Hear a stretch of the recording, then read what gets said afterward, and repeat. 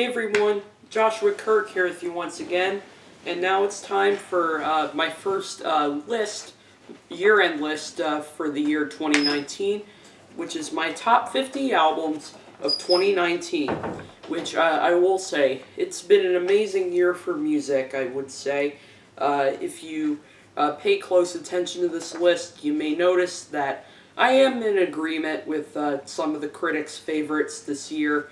But it's also been a really good year for more obscure music, too.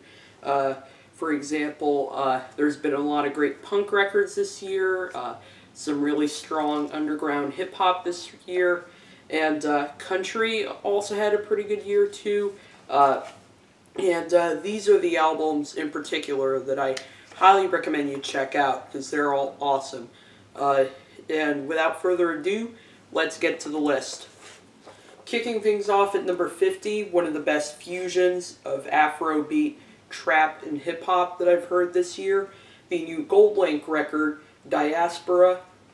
And then at number 49, rapper A$AP Rock and producer Tobacco team up for a very fun, twisted, and fuzzy collaboration with Malibu Ken. Then at number 48, one of the saddest losses of 2019 was the one and only David Berman.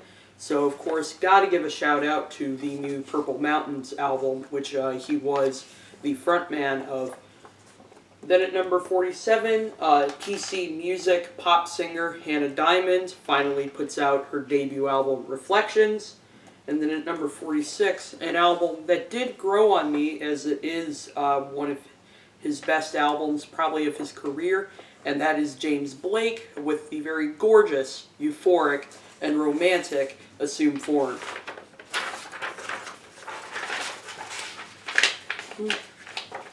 At number 45, one of my favorite rock bands of all time, Wilco, comes out with their best album in years with the pretty and optimistic Ode to Joy. And then at number 44, Sayor makes an awesome blend of Celtic folk and black metal on the album Forgotten Paths. At number 43, certainly one of the better political albums I've heard this year, the new Felice Brothers record Undress. And then at number 42, one of the best emo and indie rock albums I've heard this year, and a band that I had never heard of until this year. But I'm definitely very glad that I did, because they certainly have one of the best rock albums of the year. The new Great Grandpa record for Averos. And then at number 41, Shushu, with one of the most relentless and disturbing listening experiences I've had this year, Girl with Basket of Fruit.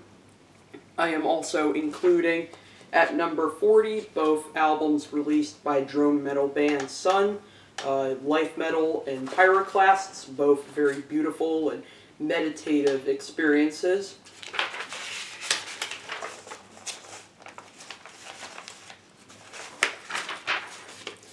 So, then at number 39, one kick-ass punk banger after another on the new Mannequin Pussy album, Patience. Then at number 38, one of the best straight pop records of the year, Ariana Grande's Thank You Next. Not really a big Ariana fan, but it's pretty hard to deny just how catchy and well-written these songs are. Then at number 37, Nick Cave and the Bad Seeds do it once again with their very heartbreaking sequel to 2016 Skeleton Tree. That album is called Ghosteen. Then at number 36, Lightning Bolt, the seminal noise rock duo, comes out with their most accessible and no less powerful and ferocious album, Sonic Citadel. Then at number 35, my boy Ben Power, aka Blanck Mass, creates a sweeter, poppier sequel to his album World Eater, Animated Violence Mild. Then at number 34, the pop rap sensation of 2019, Lizzo, with her breakout album, 'Cause I Love You. Then at number 33, one of the more overlooked and yet one of the most versatile indie country albums of the year, Alice Wallace's Into the Blue. Then at number 32, Michael Kiwanuka with his most ambitious record yet, his self-titled album Kiwanuka, which takes the best of psychedelic rock and soul from the 60s and 70s and turns it up a few notches. Then at number 31, one of my favorite indie rappers alive right now is Quelle Chris, who comes out with his most political and jazzy album to date, Guns, which very cleverly uses guns not only as a literal term, but also metaphor to describe people as well as society. And another great indie rap album from Mellow Music Group this year was Dusty, where the rapper Homeboy Sandman takes a very witty and hilarious observation at communication. Then at number 29, one of my favorite pop records of the year, the new Charli XCX album, Charli. It's certainly, in my opinion, the future of pop music, and you should definitely check it out. At number 28, Freddie, Gibbs, and Madlib returned 5 years after their critically acclaimed opus, Pinata, for another great album, Bandana. With certainly some of Freddie Gibbs' best flows and verses, probably of his career.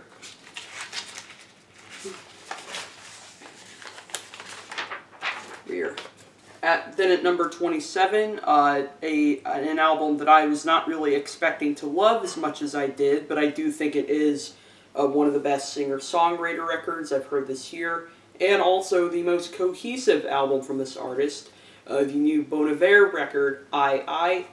And then finally at number 26, the band Liturgy, with this very cool innovation for atmospheric black metal, H.A.Q.Q.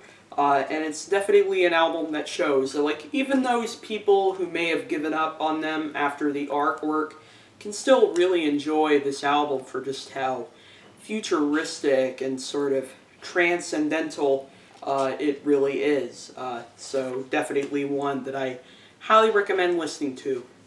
We've made it through the bottom half of the list, and now we're going to get to my favorite part, the top 25 albums of 2019. Join me for the ride.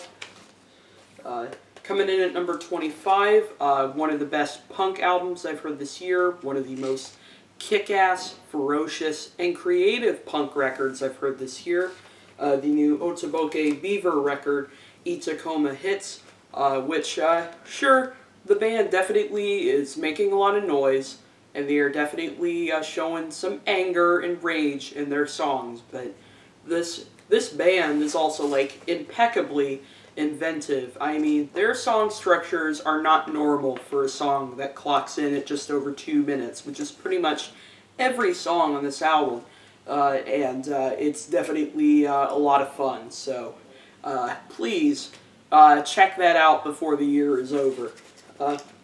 Then at number 24, a country album that came to me a little late in the year, but I have to admit it is my second favorite country album of the year. The new Michaela record, Desert Dove, which is comparable in a lot of ways to, like, Casey Musgrave's Golden Hour in the way that it mixes country with elements of indie rock and dream pop, resulting in this really gorgeous, ethereal country subgenre, and she also has some massive talent for clever songwriting and some very gorgeous singing. Then at number 23, the boy band sensation known as Brockhampton comes out with their most cohesive and mature record to date with Ginger, which definitely is one of the more depressing albums they've put out, but also an intriguing new beginning for the band in terms of the sound they go for, and I'm really excited for where they take their music in the future. Then at number 22, a surprise collaboration that came to me pretty early in the year is the new Better Oblivion Community Center record. in which Phoebe Bridgers and Connor Oberst deliver a very gorgeous, nuanced, and ambitious collaboration. I mean, sure, they do enter familiar territory with this album if you've been listening to their music all this time, but they also incorporate more elements of goth and dream pop and even heartland rock on this album. There's a lot of sounds going on here, and yet they all blend together so well into this one cohesive album. Very good.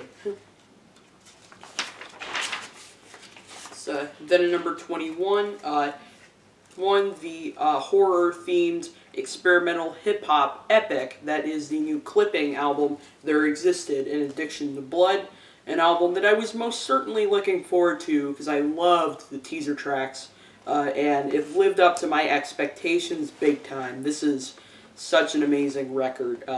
Some of the band's best production of their career, David's rapping is as menacing and well written as ever.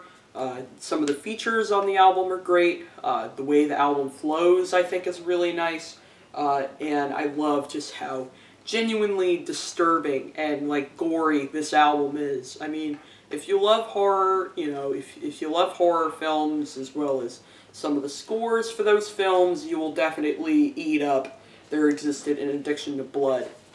Then at number 20, the new Tropical Fuckstorm record, Braindrops, in which the Aussie experimental rock and post-punk band, even though I'm still not really sure what genre to call them, create an album that is like very fun, creative, terrifying, it's hilarious. There's some pretty cool political satire in the lyrics too. Gareth Lydiard proves that he's still relevant as one of Australia's more interesting songwriters, singers, and guitarists. And his bandmates, I think, go along with his ambition incredibly well on this project. Definitely one that, is a very brain-frying experience, and I love it. Then at number 19, this is probably the most harrowing listening experience I've had all year. For sure. Definitely a brutally intense listen. It's so intense that I actually didn't get to listen to this album until September. Didn't listen to it when it came out in July. But I'm so glad I decided to get out of my comfort zone and listen to this album because it is one of the most unforgettable experiences I've had this year. The Lingua Ignota record, Caligula, which fuses together elements of metal, industrial, classical, and opera into this kind of long and very sort of traumatic album, but she delivers some excellent vocal performances on this thing, and I will say that sound-wise, this album is definitely more expansive and ambitious than her last album, which was a little one-dimensional, but I do like how sort of expanded and improved this album sounds from All Bitches Die, and it also is kind of a much more harrowing album lyrically too, as there are a lot of lyrics about like domestic violence. I mean, the Survivor Anthems tagline couldn't have been a better way to describe this album. If you've been through similar things Kristen Hayter has been through, believe me, it's not going to be an easy listening experience, but you're probably going to feel healed by the time it's over though. Then coming in at number 18, an album that I reviewed recently, and as you can see, I proudly display on my vinyl shelf here, the new Tyler, the Creator record, Igor. I will say Tyler has really outdone himself with this project, really making one of the better breakup albums I've heard this year. I will say that, at this point, Tyler has definitely converted a lot of people with some of his latest works. I mean, he's no longer this kind of polarizing sort of figure. He delivers this very gorgeous, warped, weird, and very weird and mature album right here. I mean, he's really coming to his own production-wise on this album too. I mean, his kind of lo-fi sound definitely is unlike anything I've ever heard from him before. So definitely check that out, because a lot of critics seem to be enjoying this album, and I am most certainly one of them. Coming in at number 17, this is the most recent album I reviewed, the new Alex Cameron album, Miami Memory, where Alex's unique brand of witty songs about love, sex, toxic masculinity, as well as PC culture, yield one of the best singer-songwriter records of 2019. Also, really like his singing on this project's really strong. His lyrics are very hilarious, clever, heartwarming, and also love the mix of like synth pop and soft rock that he goes for on this project. It's definitely his best project to date. Yes, I said it, best project to date from Alex Cameron. Then at number 16, my favorite country record of the year would have to go to the new Highwomen album, in which Brandi Carlile, Maren Morris, Natalie Hemby, and Amanda Shires come together to create this very gorgeous, fun, heartbreaking, and nuanced collaboration.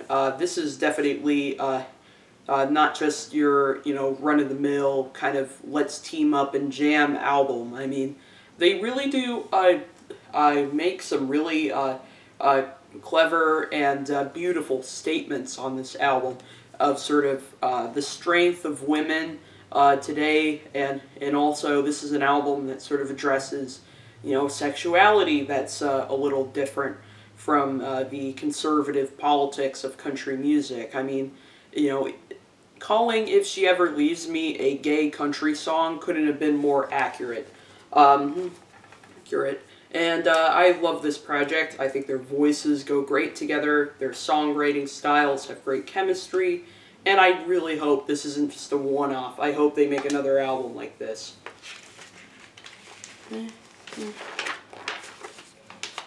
Then at number 15, my second favorite indie rap album of the year, and it has grown on me as the year has went on. That is the new Billy Woods and Kenny Siegel record, Hiding Places. Man, this dude has never sounded this demented or this tortured on any album of his. Love the poetry on this album, as well as his flow, I think, fits that delivery really well. Kenny Siegel's production is very gorgeous and ethereal and unsettling. It definitely complements Billy's delivery very well. And I will say that his production, the fact that it sounds kind of like something out of a horror film, I think kind of fits in with just how dark and defeatist a lot of Woods' poetry is. So then coming in at number 14, a lot of records this year have surprised me. But this one may have surprised me the most, because I have just not been a big fan of her music until this project. But, everybody else loves it, so it wouldn't surprise you it's on here. The new Lana Del Rey album, Norman fucking Rockwell. Lana killed it on this project. I'm very impressed. I really like her songwriting on here is great. Her singing is better than ever. Jack Antonoff's kind of pillowy, piano-laden instrumentals on this album, I think, go really well with it, and definitely some of the most lush I've heard from him. And though it is a kind of long album, and though it does require a little bit of intense listening and some patience, I think it's definitely it's definitely worth it because it's definitely, as Anthony Fantano said in his year-end list that he did recently, better than anything that she's done thus far. Then at number 13, my second favorite electronic record of the year, the new Matmos record, Plastic Anniversary, where the band sort of composed this electronic record out of plastic objects as well as plastic instruments, and the result is like one of their most fun and most potent records to date. I mean, even better than their washing machine album, Ultimate Care 2. You know, as you could tell from my review, I definitely gave this an incredibly positive review, complimenting the band's sort of ability to create songs that, though very experimental and complex, also very fun and some of the band's most accessible material to date. I also loved the way that they mixed the sampling and all the stuff that they did electronically with a live marching band to create a sweatier atmosphere than like on other albums of theirs that were very kind of in an alien sort of world. I was definitely very honored to immerse myself in this all-plastic world this year. Then at number 12, another album that I have proudly on my vinyl shelf here, definitely one of the most forward-thinking rock records of the year, the new Black MIDI album, Schlagenheim, which I loved it in my review, but I have to admit, the album has really grown on me since then, which is why it's pretty high on this list, because this really is a very creative, genre-bending album. I mean, it's not post-punk, it's not, you know, goth or experimental or alternative country or metal or any of that stuff. It's like, it's its own little world, and I, you know, absolutely love it. And even the title, Schlagenheim, kind of, you know, it's not necessarily what the band is doing here. They're definitely, you can't really label the band, and yet they deliver an album full of cool song structures, great songwriting, killer playing, some really freaky vocal performances, and it definitely totally deserves all the critical acclaim it's been getting this year, because, you know, it's definitely one of the fresher rock albums we've heard this year. And then number 11, one of the best dream pop records of the decade has to go to the new J-Som record, Anak Ko, which really surprised me too. I think that her singing, her shy singing, her introspective songwriting, her massive instrumental talent comes through all the way on this album.